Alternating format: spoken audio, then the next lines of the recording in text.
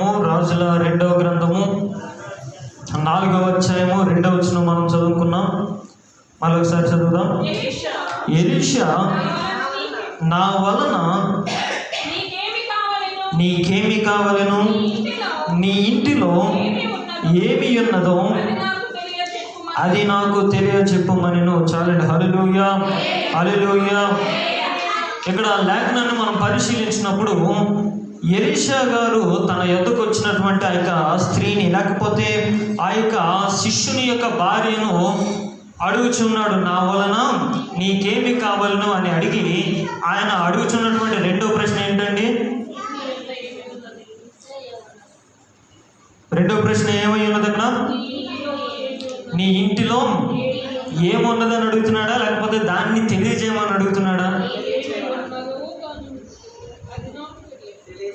నాతో పాటు ఈ మాటలు చెప్పండి. నీ ఇంటిలో ఏమి ఉన్నదో అది నాకు తెలియజెప్పుమనెను. ఇప్పుడు చెప్పండి, ఏమంటున్నాడు? ఏమున్నదని అడిగాడా, లేకపోతే చెప్పమని చెప్తున్నాడా? చెప్పమని, తెలియజెప్పమని. అంటే నీ ఇంటిలో ఏముందో దేవునికి ఏం చేయాలి? ఈ యొక్క ఎలీషా గారి యొక్క స్థానంలో దేవుణ్ణి మనము పెట్టుకుని దేవుడు మనలో అడుగుతున్నటువంటి ప్రశ్న ఏంటంటే, నీ ఇంట్లో ఏముందో తెలియజెప్పు. నా వలన ఏదో నువ్వు కోరుకుంటున్నావు, ఆ యొక్క విషయం నీవు పొందుకోవాలి అంటే ముందు నీ యొక్క ఇంటిలో ఏమున్నదో తెలియజెప్పమంటున్నాడు. ముందు నీవు ఇది అడుగుతున్నావు కాబట్టి నేను పలానా చేస్తాను, కాబట్టి ఆ తర్వాత నువ్వు నీ యొక్క ఇంటిలో ఏమున్నదో నువ్వు నాకు తెలియజేస్తే సరిపోతుంది అన్నాడా? లేదు. అయితే ఇక్కడ అడుగుతున్నటువంటి ప్రశ్నను, యొక్క మాటను మనము అర్థం చేసుకోవాలి. నా వలన నీకేమీ కావాలన్నా కానీ ముందు నీ యొక్క ఇంటిలో ఏమున్నదో మీరు తెలుసుకోవాలి. మనము దేవునికి ఏం చేయాలి? తెలియజెప్పాలి. ఎందుకంటే మన ఇంట్లో ఏముందండి? చెప్పాలి. మన ఇంట్లో ఏముంది? ఏముందండి? మీ ఇంట్లో ఏముందో మీకే తెలీదా? చెప్పాలి. ఏముందో చెప్పండి. పర్లా. రూమ్కి ఒక టీవీ ఉందా? రూమ్కి ఒక టీవీ ఉందన్న వాళ్ళు చేతులు ఎత్తండి. ఎత్తలేండి. అయినా మీ ఇంట్లో ఏముందో నాకు తెలుసు కదా. మంచిది. హల్లెలూయా.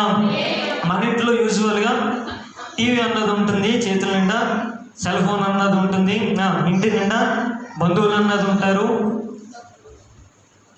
కొంతమంది ఇంట్లో అయితే ఇంటి నిండా డబ్బులు ఉంటాయి, బంగారం ఉంటుంది, ఏవేవో అనేకమైనటువంటి వస్తువులు, లేకపోతే అనేకమైనటువంటి పరికరాలు, అనేకమైనటువంటి సంగతులు ఇంట్లో ఉంటూ ఉంటాయి. అయితే ఇక్కడ అడిగేది మన ఇంట్లో ఉన్న టీవీల యొక్క లెక్కో, సెల్ ఫోన్ యొక్క లెక్కో, లేకపోతే జనాభా లెక్కలో దేవుడు అడగడం లేదు. కానీ ఇక్కడ ప్రశ్నను అర్థం చేసుకుంటే, నా వలన నువ్వు మేలు పొందడానికి నీ ఇంట్లో ఏముందని దేవుడు అడుగుతున్నాడు. అంటే దేవుని అందలి దేవుడు మన యొక్క అవసరతలు తీర్చాలంటే మనం అడిగింది దేవుడు మనకి ఇవ్వాలి అంటే ఆయనకు సంబంధించినది.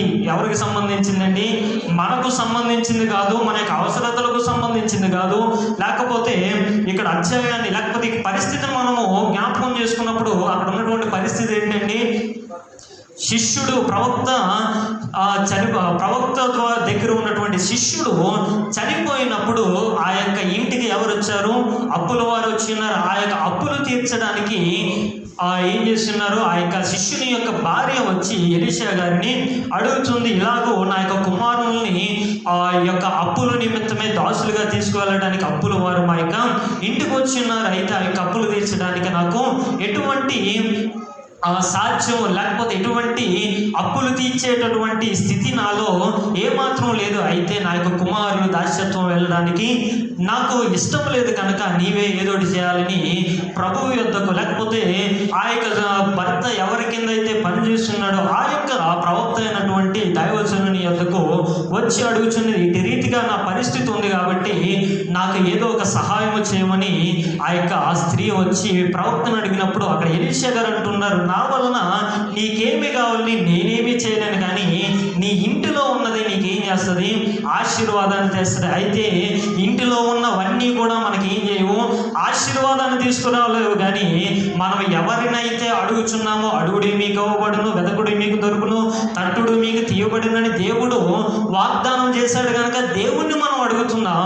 అయితే దేవుడు కూడా అడుగుతున్నాడు, నేను నీకు సహాయం చేయాలంటే, నేను నీకు నీ యొక్క అక్కరతలు తీర్చాలంటే నీలో ఏమున్నది, నాకు సంబంధించింది నీ ఇంట్లో ఏమున్నదని దేవుడు ఏం చేస్తున్నాడండి ఇక్కడ అడుగుతున్నాడు. ఈమె అలాగూ అడిగినప్పుడు ఏమున్నదని అడిగినప్పుడు ఆమె ఇంట్లో ఉన్నటువంటి రూపాయి గురించి ఆమె చెప్పలేదు, ఆమె యొక్క చుట్టుపక్కల ఉన్నటువంటి మనుషుల గురించి చెప్పలేదు, లేకపోతే ఇంట్లో ఉన్నటువంటి సామాగ్రి గురించి చెప్పలేదు. కానీ ఆమె యొక్క ఇంట్లో ఆమె కలిగి ఉన్నది ఏంటండి, నూనె మాత్రమే ఆమె కలిగి ఉన్నది కాబట్టి అక్కడ తన యొక్క అక్రత ఏం చేయబడిందండి, తీర్చబడింది. అంటే నూనె దేవునికి సంబంధించినటువంటి కొన్ని గుర్తులను సూచిస్తుంది కనుక అటువంటి నూనెను ఆమె ఏం చేసిందండి, కలిగి ఉన్నది కనుక ఆమె యొక్క అక్కరతలు ఆమె ఏం చేయబడింది, బయటకు రాగలిగింది. ఆ యొక్క అక్కరతను ఆమె జయించగలిగింది.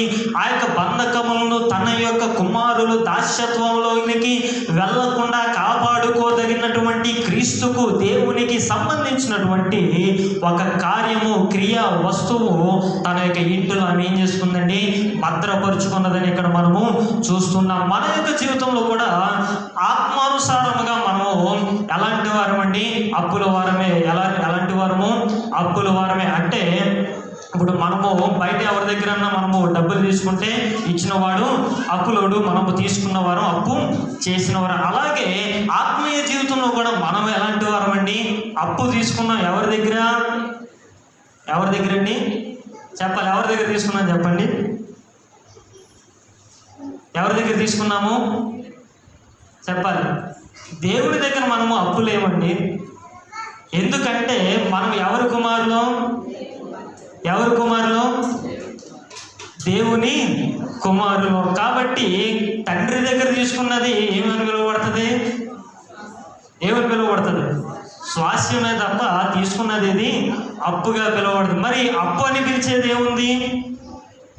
ఏముందండి, పరాయి వారి దగ్గర నుంచి మనము, అది బంధువులు అవ్వచ్చు, లేకపోతే మన ఇంటి ఇరుగు పొరుగు వారు అవ్వచ్చు, లేకపోతే ఎవరైనా కానీ పరాయి వారి దగ్గర నుంచి మనం ఎప్పుడైతే ఒక వస్తువుని కానీ లేకపోతే డబ్బులను మనం పుచ్చుకున్నప్పుడు మనం ఏమవుతున్నాం, అప్పుల వారం అవుతున్నాం. మరి ఆత్మీయ జీవితంలో మనం అప్పుల వారం ఎలాగయ్యామండి, కాని వాడి దగ్గర నుంచి మనం ఏం చేసుకుంటున్నాం, అప్పు తీసుకుంటున్నాం. ఎవడా కానివాడు, ఇప్పుడు చెప్పండి, ఎవరా కానివాడు, వినిపిస్తుందండి, ఎవరా కానివాడు?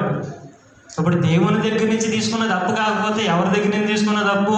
దేవునికి ఆపోజిట్గా నిలబడిన వాడు ఎవడండి, సాతాను యొద్ద నుంచి మనం ఏది తీసుకున్నా వాడు మనకేమవుతున్నాడు, అప్పించిన వాడు అవుతున్నాడు. కాబట్టి తగిన సమయంలో మన యొక్క కుమారులు వాడు ఏం చేస్తాడు, దాస్యత్వానికి దాసులుగా, వాడికి పనివాడిగా, వాడికి లోబడేవాడిగా, వాడి కింద అణచబడేవాడిగా మన యొక్క పిల్లలను లేకపోతే మనలను వాడు తీసుకువెళ్ళేటటువంటి ప్రమాదము చాలా ఎక్కువ ఉంది. మనం అనుకుంటాం మనమేం అప్పు చేయలేదండి, సాతానుడు వచ్చి మాకేమీ డబ్బులు ఇవ్వలేదండి, ఏనాడు కూడా సాతాను దగ్గర నుంచి మనం పుచ్చుకోలేదు అనుకుంటున్నామేమో. అయితే అప్పు అన్నది పుచ్చుకునేటటువంటి డబ్బుల్లోనే కాదు, ఏది తీసుకున్నా కానీ అది ఏం చేస్తుంది, అప్పులోకే వస్తుంది. అంటే వాడి యొద్ద నుంచి మనం ఆలోచన అన్నది మనము తీసుకుని దానిని మన యొక్క జీవితంలో వాడి యొక్క ఆలోచన ప్రకారము, వాడి యొక్క మాట ప్రకారము మనం నడుస్తున్నామంటే మనం ఏం చేస్తున్నామండి, వాడి దగ్గర అప్పు తీసుకున్నామంటే వాడి యొక్క ఆలోచనని మనము అప్పు తీసుకున్న. అయితే మనము తీసుకోవాల్సింది మన యొక్క ఆలోచన విధానము ఎవరి మీద ఆధారపడాలంటే దేవుడు అంటున్నాడు, నీ మీద దృష్టి ఉంచి నీకు ఆలోచన చెప్పేదని కనుక మనము ఎవరిని అడగాలి, ఆలోచన అన్నది దేవుణ్ణి అడగాలి. కనుక మనము దేవుని యొద్ద నుంచి తీసుకున్నప్పుడు మనం అప్పుల వారం కాలేదు. అయితే సాతాను చెప్పింది యొక్క లోకములో మనము వెంబడించినప్పుడు, సాతాను మాట ప్రకారం యొక్క లోకంలో జీవించినప్పుడు, సాతాను గాడి యొక్క మార్గము ఈ యొక్క లోకంలో మనం నడిచినప్పుడు మనము వాడికి ఏమవుతున్నాం, రుణగ్రస్తులం అవుతున్నాం, రుణముందు తీర్చవలసిన వారు అంటున్నాం. వాడి దగ్గర నుంచి మనము అప్పు తీసుకుంటున్నాం కనుక ఏదో ఒక రోజున వాడు ఏం చేస్తాడు చూడండి. ఒక మాట బైబిల్ గ్రంథంలో చూపిస్తాను. సామెతల గ్రంథము 14వ అధ్యాయము 12వ వచనం చదవండి. సామెతల గ్రంథము 14వ అధ్యాయము 12వ వచనం, 14వ అధ్యాయము 12వ వచనం చదవండి. ఒకని ఎదుట సరి అయినదిగా కనబడు మార్గము కలదు, అయితే తుదకు అది మరణమునకు త్రోవ తీయును. చాలండి. హల్లెలూయా, హల్లెలూయా. ఇక్కడ ఏం చదువుతుందండి మాట? ఇక్కడ వాక్యం ఏం చెప్తుంది?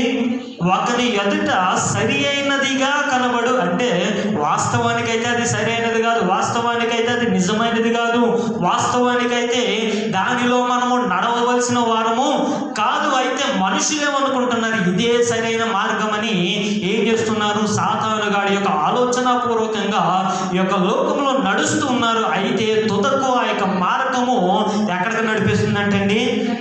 ఎక్కడికి నడిపిస్తుంది? ఎక్కడికో త్రోవ, ఆ యొక్క త్రోవ ఎక్కడికి నడిపిస్తుంది అంటే మరణమునకు, అనగా నిత్య మరణమని కూడా మనం ఏం చేయగలమండి? ఇంకొక మాటలో చెప్పాలంటే నరకమునకు అది నడిపిస్తూ ఉన్నది. హల్లెలూయా, హల్లెలూయా. అంటే సాతాను గాడి యొక్క ఆలోచనార్థకంగా, ఆలోచనాపరముగా యొక్క లోకములో మనం నడుస్తున్నామంటే ముందుగా మనకి ఏమనిపిస్తూ ఉంటుంది? ఎలాగో మనం ఆకర్షిస్తూ ఉంటాడు, అదే మంచిది అన్నట్టుగా దానిలో మనల్ని నడిపిస్తుంటాడు. అయితే చివరికి అది మనకు ఎక్కడ నడిపిస్తుందండి?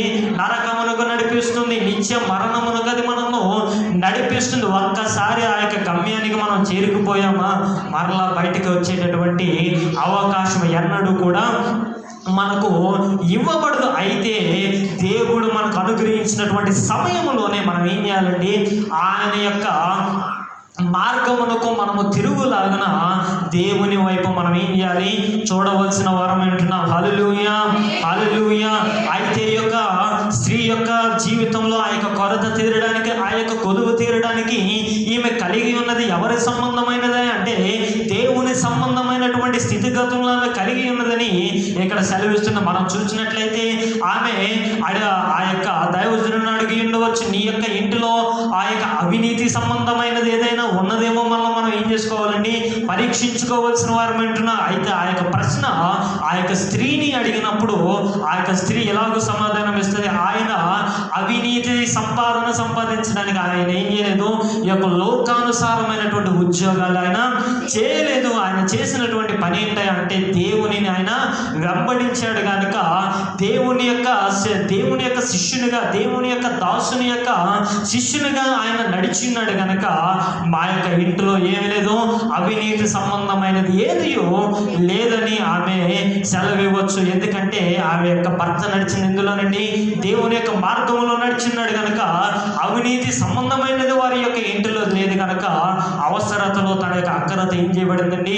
తీర్చబడి ఉన్నది. పాపము ఆయన యొక్క కుటుంబంలో లేదు కనుక పరిశుద్ధుడైనటువంటి దేవుని యొక్క సహాయం ఆమెకి ఏం చేయబడిందండి? ఇవ్వబడి ఉన్నదని మనం యొక్క లేఖనముల ద్వారా మనం పరిశీలించుకోవచ్చు. కనుక దేవుని యొద్ద నుంచి మనము సహాయము పొందాలి అంటే దేవుని యొద్ద నుంచి ఆయన కలిగి ఉన్నటువంటి సమాధానము మన యొక్క జీవితంలో మనము పొందుకోవాలి అంటే ఆయనకు సంబంధించింది మనం కలిగి ఉండాలి తప్ప మన యొక్క ఆలోచనకు సంబంధించింది కానీ లోకపరమైనది కానీ మన యొక్క ఇంటిలో ఏం చేయకూడదండి? ఉండడానికి వీలు లేదని దేవుని యొక్క, లేకపోతే సాతాను సంబంధమైనటువంటి ఏ క్రియలు కూడా మనలో ఉంటే దేవుని యొక్క సహాయాన్ని మనము చూడలేము. రక్షింపకుండానట్లు నా యొక్క హస్తము కురిచ కాలేదు, విననేరకుండానట్లు నా యొక్క చెవులు మందము కాలేదు. అయితే నీకు సహాయం చేయకుండా ఏ అడ్డుబండలు ఉంటున్నాయి? ఏ అడ్డుబండలు ఉంటున్నాయంటే మన యొక్క అపరాధములు, మన యొక్క పాపములు దేవుని యొక్క హస్తము మన మీద పడకుండా అవి అడ్డుగోడలుగా ఉంటూ ఉన్నాయి కనుక, అవన్నీ మన యొక్క జీవితంలో ఉంటూ ఉన్నాయి కనుక మనం ఏం చేస్తున్నామండి? దేవుని యొక్క సహాయాన్ని మన యొక్క అవసరతలో పొందుకోలేకపోతున్నాం. హల్లెలూయా, హల్లెలూయా.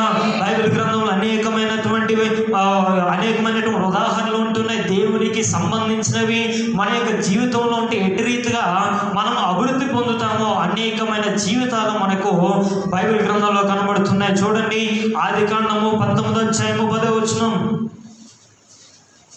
ఆదికాండము 19వ అధ్యాయము 10వ వచనం చదవండి. ఆ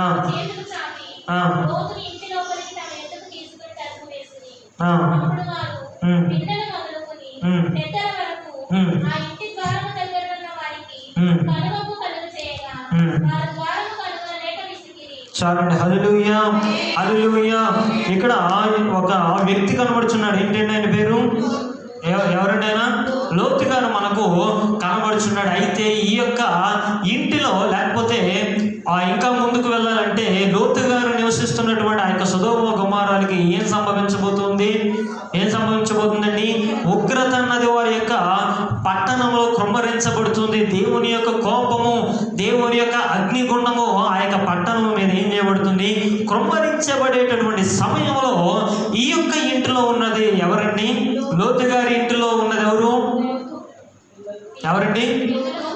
లోతు గారు ఉన్నారు, తన భార్య ఉన్నారు, పిల్లలు ఉన్నారు, లేకపోతే వారి యొక్క బంధువులు కూడా ఉన్నారేమో. అయితే ప్రాముఖ్యంగా ఎవరున్నారు? ఎవరండి వారిని చేపట్టుకుని లోపలికి లాగింది? ఎవరండి? దేవదూతలు, అనగా దేవునితో పంపబడినటువంటి దూతలు ఏం చేస్తున్నారు? ఆ యొక్క ఇంటిలో ఉన్నారు కనుక ఒక ప్రమాదం వచ్చినప్పుడు దూతలు వారిని ఏం చేస్తున్నారు? కాపుదల వారికి అనుగ్రహిస్తున్నారు. హల్లెలూయా, హల్లెలూయా. ఏం కలుగజేస్తున్నారు? ఎవరున్నారు? లోపల దేవుని యొక్క దూతలు ఉన్నారు కనుక ఆ యొక్క ఇంటిలో, లేకపోతే ఆ యొక్క ప్రజలకు కాపుదల అన్నది, లేకపోతే ఆ యొక్క ఉగ్రత నుంచి తప్పించుకోవడం అన్నది అక్కడ ఏం చేస్తున్నాం? మనము చూస్తున్నాం. మరి మన ఇంటిలో ఎవరున్నారండి? దేవదూతలు ఉన్నాయా? దురాత్మలు ఉంటున్నాయా? ఏముంటున్నాయి? మనము కాపుదలగా ఉండాలి అంటే ఆయన యొక్క సజీవమైనటువంటి రెక్కల నీడలోనే మనం ఏం చేయాలండి? మనకు ఆశ్రయం ఉన్నది, కాపుదల ఉన్నది, రక్షణ ఉన్నది. కానీ దురాత్మలు మన యొక్క ఇంటిలో మనలో ఉన్నా కానీ మనకు ప్రమాదాలు ఏం చేస్తున్నాయి? ప్రమాదంలోకి మనల్ని నెట్టివేస్తున్నాయని దేవుని యొక్క లేఖనము సెలవిస్తుంది. అంటే మనం కాపాడబడుతున్నామంటే మన యొక్క ఇంటిలో కాపాడబడాలి అంటే మన ఇంటిలో ఏముండాలండి? దేవుని సంబంధమైనటువంటి దూతలు. ఇంకొక మాట, దేవుని యొక్క దూతలకి ఇంకొక మాట దేవుని యొక్క లేఖనం సెలవిస్తుంది. ఏంటో తెలుసా? వాక్యం అని కూడా వారికి ఏం చేయబడింది? ఉచ్చరించబడింది. హల్లెలూయా, హల్లెలూయా. అంటే వీరిలో ఏం కలిగి ఉన్నారు? వాక్యాన్ని వారి యొక్క ఇంటిలో కలిగి ఉన్నారు కనుక శ్రమ వచ్చినప్పుడు ఆ యొక్క వాక్యాన్ని బట్టి వీరు ఏం చేయబడి ఉన్నారు? తప్పించబడ్డారు. అయితే లోతు భార్య వెళ్తూ ఆ యొక్క వాక్యం నుండి ఏం చేయబడింది? పక్కకు వెళ్ళి వెనకకు చూసింది కనుక, కాబట్టి ఏ స్తంభం అయిందండి? ఉప్పు స్తంభం అయిపోయింది. ఎందుకు పనికి రాకుండా పోయినటువంటి జీవితముగా ఆమె యొక్క జీవితము కనబడుతుంది. అయితే వాక్యము వీరి యొక్క కుటుంబంలో ఎప్పుడైతే ఉందో, వాక్యము వారి యొక్క ఇంటిలో ఎప్పుడైతే ఉన్నదో, వాక్యానుసారంగా వాక్యానికి వారు లోబడటం ఎప్పుడైతే ప్రారంభించున్నారో వారు ఏం చేయబడుతున్నారండి? కాపాడబడుచున్నారు. దేవదూతలు లేఖనం సెలవిస్తుంది, నీ పాదములకు రాయి తగలకుండా ఏం చేస్తానన్నాడు దేవుడు? తన యొక్క దూతలకు ఆజ్ఞాపించునని లేఖనం సెలవిస్తుంది. హల్లెలూయా, హల్లెలూయా. ఎక్కడికి వెళ్ళినా, ఏమి చేసినా, అది ఉగ్రత కావచ్చు, ప్రమాదాలు కావచ్చు. ఒక లోకంలో చూసినట్టయితే ఎక్కడ చూసినా కానీ ప్రమాదాలు అనేవి ఏం చేస్తున్నాయండి? జరుగుతున్నాయి. మనము మంచి దారిలో వెళ్ళినా కానీ ఆపోజిట్గా వచ్చేవాడు ఏం చేస్తున్నాడు?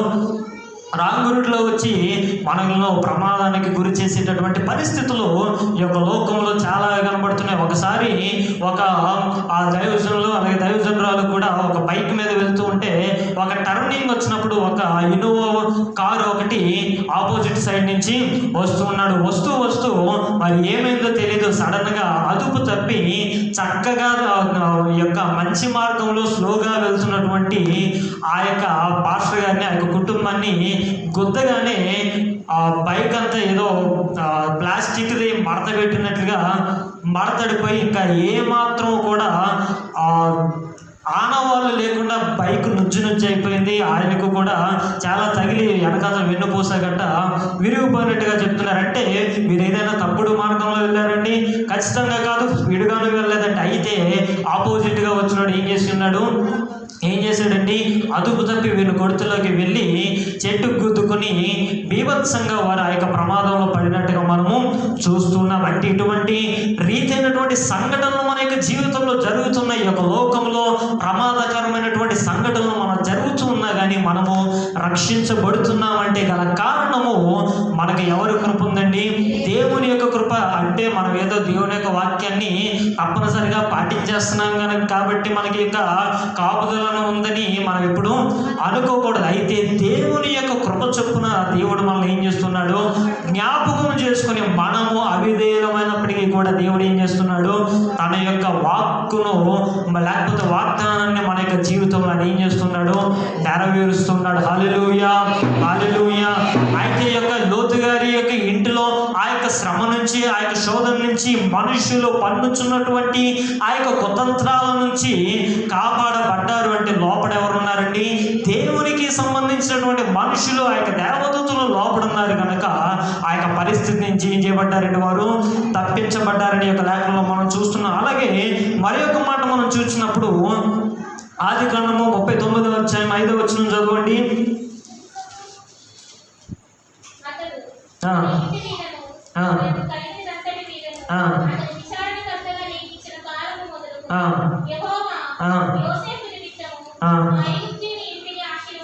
చాలండి. హల్లెలూయా, హల్లెలూయా. ఇక్కడ మరొకటి చూస్తున్నాం. ఏంటంటే దేవుని యొద్ద నుంచి ఆశీర్వాదం వచ్చిందండి. ఎలా వచ్చింది? ఎలా వచ్చిందండి? ఎలా వచ్చింది? ఆ యొక్క ఎవరు వచ్చింది? ఎలా వచ్చింది? ఫరోని బట్టి వచ్చిందండి? లేకపోతే ఆ యొక్క గృహ యజమానిని బట్టి వచ్చిందా? ఖచ్చితంగా కాదు. లేకపోతే అక్కడ ఉన్నటువంటి డబ్బులు అప్పులకి ఇచ్చి లేకపోతే వడ్డీలకు తిప్పి అధికంగా ఆయన ఆశీర్వదింపబడ్డాడని లేదు. కానీ ఇక్కడ సెలవిస్తుంది యోసేపును బట్టి ఆ యొక్క గృహమంతా కూడా ఏం చేయబడిందంటే ఆశీర్వదించబడింది. హల్లెలూయా, హల్లెలూయా. అయితే మరి యోసేపు ఎవరు? యోసేపు ఎవరండి? దేవునికి భయపడేవాడు, దేవునికి విరుద్ధంగా ఏ కార్యము కూడా చేయనివాడు. అయితే అతడు కూడా మన వంటి మనుష్యుడైనప్పటికీ కూడా దేవుని యొక్క లక్షణాలు, దేవునికి కావలసినటువంటి దేవుని మెప్పించేటటువంటి లక్షణాలు ఆయన కలిగి ఉన్నాడు. కాబట్టి ఆయనను బట్టి ఆ యొక్క కుటుంబము ఏ యొక్క ఇంటిలో ఈయన దాస్యుడుగా వెళ్ళి ఉన్నాడో ఆ యొక్క ఇంటి మీద ఎప్పుడైతే తన యొక్క ఆ యజమాన ఆ యొక్క అధికారానికి ఎప్పుడైతే ఒప్పించి ఉన్నాడో యోసేపును బట్టి ఆ యొక్క కుటుంబం అంతా ఏం చేయబడింది? ఉన్న అన్నీ కూడా ఒకటి కాదు, రెండు కాదు, ప్రతిదీ కూడా ఏం చేయబడింది? ఆశీర్వాదము చూచి ఉన్నది. అయితే మనము మన ఇంటిలో ఉన్నప్పుడు ఆశీర్వాదకరంగా ఉంటున్నామా? ఆటంకంగా ఉంటున్నామా? హల్లెలూయా, హల్లెలూయా, హల్లెలూయా. ఎలా ఉంటున్నామండి మనము? ఎలా ఉంటున్నాం మనం ఎవరినైతే ఆరాధిస్తున్నామో అదే దేవుణ్ణి యోసేపు గారు ఏం చేస్తున్నారు? ఆరాధించున్నారు. మనం ఎవరి అందరి భయభక్తులు కలిగి ఉండాలో ఆయన ఎందే యోసేపు గారు ఏం చేస్తున్నారు?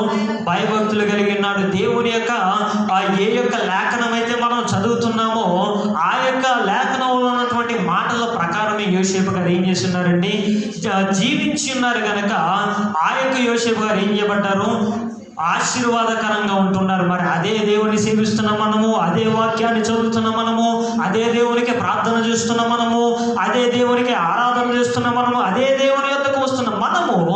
మన యొక్క ఇంట్లో ఎందుకు ఆశీర్వాదకరంగా ఉండడం లేదు అంటే గల కారణము నామకార్థముగానే దేవుని యొక్క సన్నిధికి వస్తున్నామే తప్ప ఏం చేయడం లేదు? యథార్థవంతముగా దేవుని యొక్క సన్నిధికి మనము రావడం లేదు. కనుక దేవునికి ఇష్టానుసారమైనటువంటి క్రియలు మనలో లేవు కనుక ఆశీర్వాదకరంగా ఉండాల్సిన మనమే కుటుంబానికి ఆశీర్వాదకరంగా ఉండేది పక్కన పెట్టండి, కానీ మనకు మనం ఏం చేయలేకపోతున్నా? ఆశీర్వాదాన్ని సంపాదించుకోలేకపోతున్నాం. గల కారణము దేవునికి సంబంధించినవి ఏవి కూడా మన యొక్క జీవితంలో లేని కారణము చేత ఏం చేయలేకపోతున్నామండి?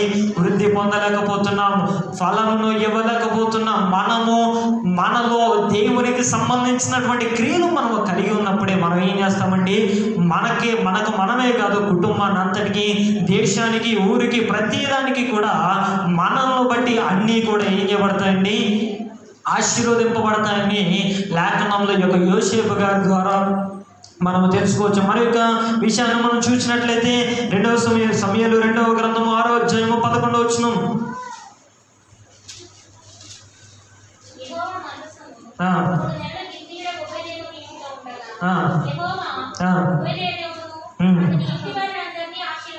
చాలండి. హల్లెలూయా, హల్లెలూయా.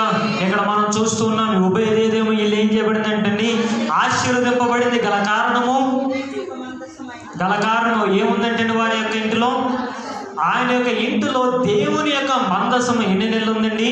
3 నెలలు ఉంది. ఆ యొక్క 3 నెలల్లోనే అనేకమైనటువంటి ఆశీర్వాదాన్ని ఆయన చూస్తున్నాడు. ఆ యొక్క మందసం అంటే చెక్కతో చేయబడినటువంటి ఆ యొక్క పరికరం అని అర్థం కాదు, కానీ దానితో పాటు ఎవరున్నారు? దానిలో ఎవరున్నారు? దేవుని యొక్క ప్రసన్నత, దేవుని యొక్క సాన్నిధ్యము, దేవుని యొక్క నివాసము ఆ యొక్క ఇంటిలో ఉంది. కాబట్టి ఆ యొక్క ప్రసన్నత ద్వారా ఉబేదేదేం ఇంటిలో ఇంటంతటికి ఇల్లంతటి కూడా ఏం చేయబడిందండి? ఆశీర్వదింపబడి 3 నెలలే ఆ యొక్క ఇంటిలో పెట్టుకున్నటువంటి యొక్క మందసం ద్వారా ఉబేదేదేం ఆశీర్వదింపబడితే, మరి జీవితాంతం కూడా దేవుణ్ణి మన యొక్క జీవితంలో, మన యొక్క కుటుంబంలో పెట్టుకుంటే ఇంకెంత ఆశీర్వదింపబడతామండి? ఖచ్చితంగా అందరికన్నటువంటి తన యొక్క కుమారులు ఎలా ఉండాలి? జ్యేష్ఠులుగా ఉండాలని దేవుడు ఏం చేస్తున్నాడు?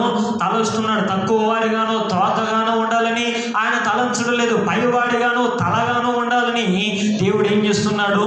తలంచుచున్నాడు. కనుక మనకు ఆశీర్వాదాన్ని ఇచ్చేటటువంటి దేవుణ్ణి మనము నిత్యము కలిగి ఉంటే అది ఏం చేయబడుతున్నామండి? మనము 3 నెలలు కలిగి ఉన్నటువంటి ఆ యొక్క ఉబేదేదేం అంతగా ఆశీర్వదింపబడితే, మరి నిత్యము కలిగి ఉంటే మనం ఇంకెంతగా ఆశీర్వదింపబడుతున్నామో మనము పరీక్షించుకోవాలి. అయితే ఆశీర్వదింపబడలేదంటే, దేవుళ్ళలోకి వచ్చిన ఎంతకాలమైనా కానీ ఎటువంటి కార్యము మనము చూడలేదంటే, మనం వస్తున్నాం కానీ క్రీస్తుని ఏం చేయడం లేదు, కూడా తీసుకెళ్ళలేదు. ఒక ఆయన మంచి బరువును మోసుకుంటూ మందిరానికి వచ్చాడంట. అయితే మందిరానికి వచ్చి దేవుణ్ణి ఆరాధించి మరలా వెళ్ళేటప్పుడు మరలా ఆ యొక్క బరువుతో ఉన్నటువంటి గంపని నెత్తి మీద పెట్టుకుని అదే బరువుతో వెనక్కి వెళ్తున్నాడంట.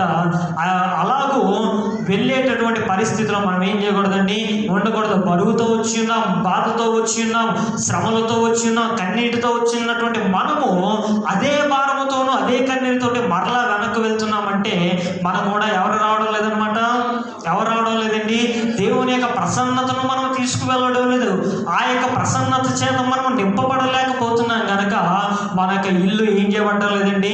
ఆశీర్వదించబడలేకపోతుంది. అనేకమైనటువంటి శ్రమలు, శోధనలు, లేకపోతే గొడవలు, అసమాధానము, క్షామము మన యొక్క ఇంటిలో ఉంటుందంటే గల కారణము దేవుని యొక్క సన్నిధిని మనతో ఏం చేసుకోవడం లేదండి? ఉంచుకోవడం లేదు. ఒకవేళ దేవుని యొక్క సన్నిధి మన యొక్క ఇంటిలో ఉంటే ఉబేదేదేం ఎలాగైతే ఆశీర్వదింపబడ్డాడో అలాగే మనము కూడా ఏం చేయబడతామండి? ఆశీర్వదింపబడతాం. ఆయన విడిచిపెట్టేవాడు కాదు, ఆశీర్వదించడానికి అసమర్థుడు అంతకన్నా కాదు. ఆయన ఆశీర్వదించడానికి ఏదైనా చేయడానికి ఆయన ఏం చేయగలిగిన వాడు ఏంటండి? సమర్థుడంటున్నాడు. ఈ యొక్క లోకంలో మనుషులను దగ్గర పెట్టుకోవడానికి, మనుషులను కలిగి ఉండడానికి అనేక మంది ఆలోచించుతుంటారు, కానీ ఆ యొక్క మనుషులు ఏం చేస్తారండి?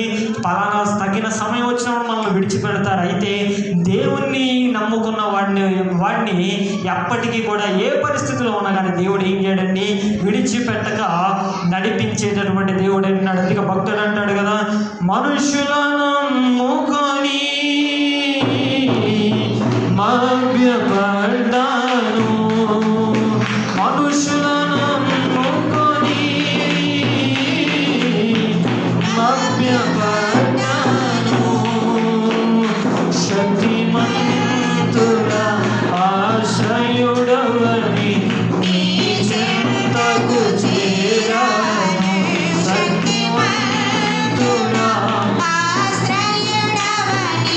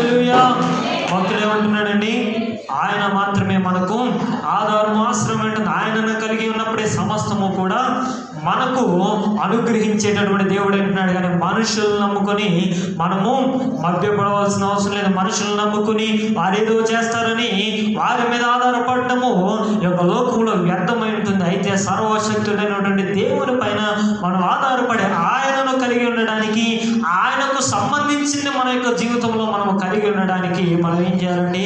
ప్రయత్నించవలసిన వారం ఏంటున్నా, ప్రయత్నించడం కాదు, ఆయనకు సంబంధించినవే కలిగి ఏం చేయాలండి? ఉండవలసిన వారం ఏంటున్నాం. హల్లెలూయా, హల్లెలూయా. మరి యొక్క వ్యక్తి కనబడుతున్నాడు. ఆయన యొక్క ఇంటిలో ఏముందో చూద్దాం. మత్తయి సువార్త 8వ అధ్యాయం 6వ వచనం. మత్తయి సువార్త 8వ అధ్యాయము 6వ వచనం.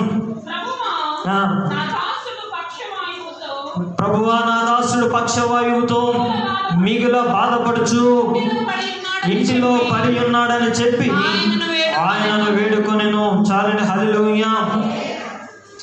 ఇక్కడ మనం చూస్తున్న ఈ యొక్క ఇంటిలో ఎవరున్నారంటే పక్షవాయువుతో బాధపడుచున్నటువంటి ఒక దాసుడు ఉంటూ ఉన్నాడు. తన కొరకు యజమానుడు ఏం చేస్తున్నాడండి? దేవుణ్ణి పిలుచుతున్నాడు, వేడుకొనుచున్నాడని ఇక్కడ మనము చూస్తున్నాము. అంటే ఒక మాటలో చెప్పాలంటే ఆ యొక్క ఇంటిలో ఏముంది? రోగం ఉంటుంది. ఆ యొక్క ఇంటిలో శారీరక ఇబ్బందులు ఉంటున్నాయి. ఆ యొక్క ఇంటిలో మానసికమైనటువంటి అనారోగ్యం ఆ యొక్క ఇంటిలో ఉంటూ ఉన్నది. అయితే ఈ యొక్క దాసుడు, ఈ యొక్క యజమానుడు ఎవరిని పిలుస్తున్నాడండి? ఎవరిని పిలుస్తున్నాడు? యేసు ప్రభు వారిని ఆయన ఏం చేస్తున్నాడు? పిలుస్తున్నాడు, రమ్మని పిలుస్తున్నాడని ఇక్కడ దాసుడు ఆ యొక్క యజమాని ఇక్కడ లేఖనంలో మనము చూస్తున్నాం. అయితే అక్కడ కింద వచనంలో మనం చదివినప్పుడు దేవుడు అంటున్న, యేసు ప్రభు వారు అంటున్నారు కదా, 7వ వచనం చదవండి. 8వ అధ్యాయం 7వ వచనం. నేను వచ్చి వానిని స్వస్థపరిచదనని అతనితో చెప్పాను. హల్లెలూయా, హల్లెలూయా. అంటే ఈ యొక్క యజమానుడు ఎవరిని పిలుస్తున్నాడండి? డాక్టర్ పిలవడం లేదు, లేకపోతే మంత్రాలు తెలిసిన వాడిని పిలవడం లేదు, కానీ స్వస్థపరచగలిగినటువంటి సృష్టికర్తను ఆయన ఏం చేస్తున్నాడు? పిలుచుచున్నాడు. కనుకనే యేసుప్రభువు వారు ఏం చేస్తున్నారు? నేను వచ్చి అతన్ని ఏం చేస్తాను? స్వస్థపరుస్తున్నాను. అంటే మన యొక్క ఆ ఒంటిలో రోగం ఉంటే, అనారోగ్యము మన యొక్క ఇంటిలో ఉంటే, పక్షవాయువు కలిగినటువంటి పరిస్థితి మనలో ఉంటే మనం ఏం చేయాలండి? దేవుని పిలవాలి. ఇంకా మనము స్వస్థత నొందలేదనే దేవుని యొక్క లేఖనము సెలవిస్తుంది. లేకపోతే ఈ యొక్క మాట ద్వారా కూడా మనం ఏం చేసుకోవచ్చు? అర్థం చేసుకోవచ్చు. మనము దేవుని సన్నిధికి సమయం అయినా కానీ ఇల్లు రావడం లేదంటే ఏంటి పరిస్థితి? కారణం ఏంటండి? కారణం ఏంటి? పక్షవాతము లేకపోతే స్వస్థత మన యొక్క ఇంటిలో ఏం చేయలేదు, జరగలేదు. మేలు ఆ యొక్క దేవుని యొక్క కార్యము మన యొక్క ఇంటిలో ఏం చేయలేదండి, జరగలేదు. ఇంకా అనారోగ్యంలోనే ఉండిపోయాం, ఇంకా ఆ యొక్క పాపపు బాధల్లోనే ఉండిపోయాం. కానీ స్వస్థత మనకు అనుగ్రహించబడలేదు. అనుగ్రహించబడింది కానీ మనం ఏం చేసుకోలేదు, పొందుకోలేదు. హల్లెలూయా, హల్లెలూయా. గల కారణము పిలవవలసిన వారిని ఏం చేయలేదు, మనము పిలవలేదు. అన్ని డాక్టర్లు పిలుస్తున్నాం. అయితే ఆత్మ అనారోగ్యంగా ఉంటే ఈ యొక్క లోక సంబంధమైనటువంటి డాక్టర్లు మనము స్వస్థపరచలేదు. మన యొక్క శారీరక రుగ్మతలు పోవాలన్నా, శారీరక అనారోగ్యాలు పోవాలన్నా, మనం స్వస్థపరచబడాలన్నా ముందు ఆత్మకు ఉన్నటువంటి అనారోగ్యం ఏంటో తెలుసుకుని దానిని స్వస్థపరచగలిగినటువంటి ఆత్మస్వరూపుడైనటువంటి దేవుని మనం ఏం చేయాలండి? ఇంటికి పిలవగలిగితే ఆయన ఏమంటున్నాడు? నేను వచ్చి అతనిని స్వస్థపరుస్తానని దేవుడు ఇక్కడ వాగ్దానం చేస్తున్నాడు. హల్లెలూయా, హల్లెలూయా. నీవు స్వస్థత నొందితే దేవుని యొక్క సమయానికి, దేవుని యొక్క మందిరంలో గడపవలసినటువంటి సమయాన్ని ఎక్కడ గడపవు? ఇంటిలో ఉండవు. దేవుని యొక్క మందిరంలో గడపవలసినటువంటి సమయాన్ని రోడ్ల మీద మనం గడపము. దేవుని యొక్క మందిరంలో గడపవలసినటువంటి సమయాన్ని బంధువులతోనూ, స్నేహితులతోనూ, లేకపోతే ఇష్టానుసారమైనటువంటి లోక సంబంధమైన వాటికి మనము సమయాన్ని గడుపుతున్నామంటే, మందిరానికి రాకుండా ఆలస్యం చేస్తున్నామంటే మనం ఏం చేయలేదు? దేవుని మన యొక్క ఇంటిలోకి పిలవలేదు, మనము విడిపింపబడలేదు, స్వస్థపరచబడలేదు. కనుక ఎక్కడ ఉంటున్నాం? సమయానికి దేవుని యొక్క సన్నిధికి వస్తున్నామా? సమయానికి ప్రార్థన చేస్తున్నామా? సమయానికి దేవుని యొక్క వాక్యము చదువుతున్నామా? సమయానికి దేవునికి లోబడుతున్నామా? మనము పరీక్షించుకోవాల్సిన వారం వింటున్నాం. హల్లెలూయా, హల్లెలూయా. ఇంటిలో ఉన్నంతసేపు మన యొక్క జీవితంలో ఏం కలగదండి? మార్పులు కలగవు. మనము ప్రార్థన చేయడము ప్రారంభించినప్పుడు, దేవుని ఆరాధన చేయడం ప్రారంభించినప్పుడే మన మన యొక్క జీవితంలో ఏం చేస్తాయండి? మన యొక్క జీవితంలో దేవుని యొక్క కార్యము లేకపోతే స్థితిగతుల్లో ఏం చేస్తుంది? మార్పును మనము చూడగలుగుతున్నాం. హల్లెలూయా, హల్లెలూయా. కనుక మన యొక్క జీవితంలో ఏం కోరుకుంటున్నాడండి? దేవునికి సంబంధించినవి ఉండాలని దేవుడు ఏం చేస్తున్నాడు? కోరుకుంటున్నాడు. అవి ఉన్నాయో లేదా అని దేవుడు మనం ఏం చేస్తున్నాడండి? అడుగుతున్నాడు. మనము ఇప్పుడు అప్పుల బాధతో నలిగిపోతున్నామేమో. అయితే మన ఇంటిలో ఉండవలసింది ధనము కాదు కానీ దేవుని యొక్క ప్రసన్నత మన యొక్క ఇంటిలో ఏం చేయాలండి? ఉండాలి. ఎందుకంటే ధనము మన యొక్క స్థితిగతులు ఏం చేయలేదు, మార్చలేదు. అయితే దేవుడు మన యొక్క స్థితిగతులు ఏం చేస్తాడండి? మార్చగలిగినటువంటి వాడు. కనుక రోగములతో ఉంటే ఫ్యామిలీ డాక్టర్ కాదు మనకు కావాల్సింది, పరమ వైద్యుడు మన యొక్క ఇంటిలో మనం ఏం చేయాలండి? కలిగి ఉండవలసిన వారు అంటున్నాం. క్షామము ఉంటే ఈ యొక్క లోకంలో ఉన్నటువంటి మంత్రాలు చదివే వల్ల కాదు, క్షేమానికి కర్త అయినటువంటి, ఆదరణకు కర్త అయినటువంటి, సమాధాన కర్త అయినటువంటి దేవుణ్ణి మన యొక్క ఇంటిలో కలిగి ఉన్నప్పుడు మనం ఏం చేస్తామండి? ఆ యొక్క క్షేమము, సమాధానము మన యొక్క ఇంటిలో మనము పొందుకుంటూ ఉన్నాం. హల్లెలూయా, హల్లెలూయా. కనుక దేవుడు అడుగుతున్నాడు, నీ ఇంటిలో ఏముంది? నీ యొక్క జీవితంలో ఏముంది? నాకు సంబంధించినటువంటి ప్రార్థనా జీవితం నీకు ఉందా అని దేవుడు అడుగుచున్నాడు. హల్లెలూయా. కన్నడలో ఒక పాట ఉంది. ఆ పాట అర్థం ఏంటంటే, ಆರಾಧನೆಯಲ್ಲಿ ಆಗದಂಥ ಕಾರ್ಯವಿಲ್ಲ, ప్రార్థనಯಲ್ಲಿ ಬೆಚ್ಚದಂಥ బంధనవిల్ల అని ఒక మాట ఉందంటే, ప్రార్థన చేసినప్పుడు జరగలేనటువంటి కార్యము ఏది ఉండదు, ఆరాధన చేసినప్పుడు విడిపోలేనటువంటి బంధకము ఏది ఉండదు. అంటే మనం ప్రార్థన చేసినప్పుడు ఏ పరిస్థితి అయినా కానీ అది ఏం చేస్తుంది? జరిగి తీరుతుంది. మనం ఆరాధన చేసినప్పుడు ఎటువంటి బంధకము మన యొక్క జీవితంలో ఉన్నా కానీ ఏం చేస్తుంది? అది విడిపోయి తీరవలసిందే. ఎందుకంటే ఆరాధనకు, ప్రార్థనకు అంత శక్తి ఉంటుంది, దేవుని యొక్క వాక్యానికి అంత శక్తి ఉంటుంది. కనుక ఆ యొక్క శక్తి కలిగినటువంటి క్రియలు మన యొక్క జీవితంలో మనము కలిగి ఉన్నట్లయితే ఏ పరిస్థితి వచ్చినా కానీ దేవుడు మనం ఏం చేస్తాడండి? ఆదుకునేటటువంటి దేవుడు అంటున్నాడు. అవి మన యొక్క స్థితిగతుల్లో ఉపయోగపడేటటువంటి కార్యములు అంటున్నాయి. హల్లెలూయా, హల్లెలూయా. కనుక మన యొక్క జీవితంలో, మన యొక్క కుటుంబంలో ఏముందని దేవుడు అడుగుతున్నాడు. ఒకవేళ దేవుడికి విరుద్ధమైనటువంటి విగ్రహారాధన మన యొక్క కుటుంబంలో ఉందేమో, కనుకనే దేవుని యొక్క కార్యాన్ని మన యొక్క జీవితంలో చూడలేకపోతున్నాం. దేవుడికి అయిష్టమైనటువంటి అవినీతి సంబంధమైనవి మన యొక్క జీవితంలో, మన యొక్క కుటుంబంలో ఉన్నవేమో, అందుకే మన యొక్క పక్షవాతముల నుంచి, లేకపోతే మన యొక్క అనారోగ్యముల నుంచి మనం ఏం చేయలేకపోతున్నాం? బయటపడలేకపోతున్నాం.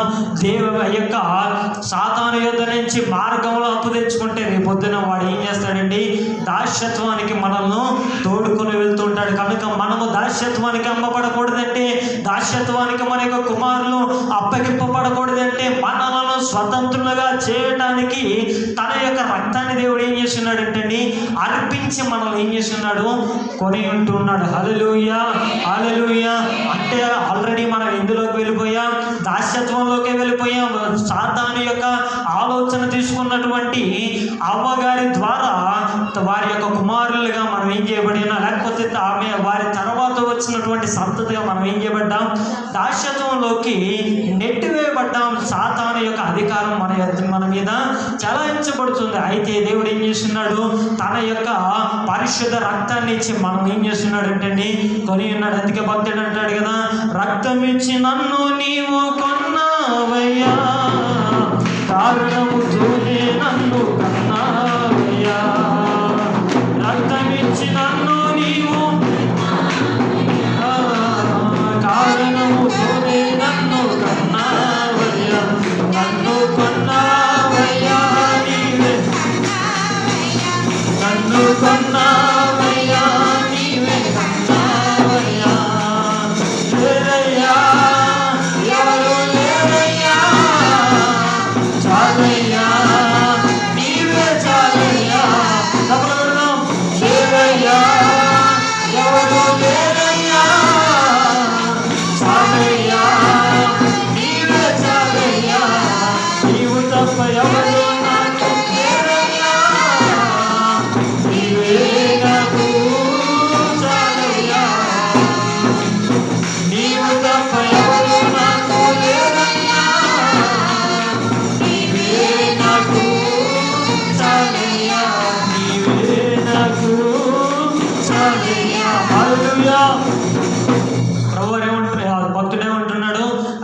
ఇచ్చి నన్ను నీవు కొన్నావు, కారణముతోనే నీవు నన్ను ఏం చేసి ఉన్నావు, కని ఉన్నావు కనుక నీ యొక్క లోకంలో నీవు తప్ప నాకు ఎవరు లేరు, నీ యొక్క మార్గము తప్ప సాతాను యొక్క మార్గంలోకి నేను వెళ్ళనని దేవుణ్ణి తన యొక్క జీవితంలో ఉండడానికి, ఆయన పైన ఆధారపడడానికి భక్తుడు ఏం చేస్తున్నాడండి, తీర్మానించుకున్నాడు. ఎందుకంటే ఆయనను కన్నాడని కొన్నాడని ఆయన ఏం చేస్తున్నాడు, తన యొక్క జీవితంలో గ్రహించి ఉన్నాడు గనక, ఆ యొక్క రక్తము విలువ ఆయన తెలుసుకుని ఉన్నాడు గనక దానికి ఇవ్వవలసినటువంటి గౌరవము, ఆ యొక్క రక్తము చిందించవలసిన వారికి ఇవ్వవలసినటువంటి మహిమను ఆయన ఏం చేస్తున్నారు, ఇచ్చుతున్నారు. మరి కడగబడినటువంటి మనము ఎవరి యొక్క రక్తం అయితే చిందింపబడి మనం ఈ రోజున ఆ యొక్క సన్నిధిలో నిలబడగలిగి ఉన్నామో, ఆ యొక్క రక్తము యొక్క విలువ మనం తెలుసుకున్నామండి. తెలుసుకున్న వారం అయితే దేవుణ్ణి మన యొక్క జీవితంలో ఏం చేయము, అశ్రద్ధ చేయము. దేవుని యొక్క రక్తము విలువ తెలుసుకున్న వారం అయితే మనము దేవుణ్ణి మన యొక్క జీవితంలో ఏం చేయమండి, ప్రక్కన పెట్టి యొక్క లోకము వైపు మనము సాగము. అయితే మనం లోకంలో కలిసిపోతున్నామంటే, దేవుణ్ణి ప్రక్కన పెట్టి మనుషులకు వాల్యూ ఇస్తున్నామంటే, దేవుణ్ణి ప్రక్కన పెట్టి మనుషుల ఆలోచనలకు మనము మొగ్గు చూపుతున్నామంటే, వారి యొక్క లేకపోతే సాతాను యొక్క మార్గంలో మనం వెళ్తున్నామంటే, మనకి ఇంకా దేవుని యొక్క రక్తము యొక్క ఆయన కాల్చినటువంటి, ఆయన పొందినటువంటి దెబ్బల యొక్క విలువ ఇంకా మనము తెలుసుకోలేదు. ఇష్టానుసారంగా మనం ఏం చేస్తున్నాం, నడుచుతున్నాం. హల్లెలూయా.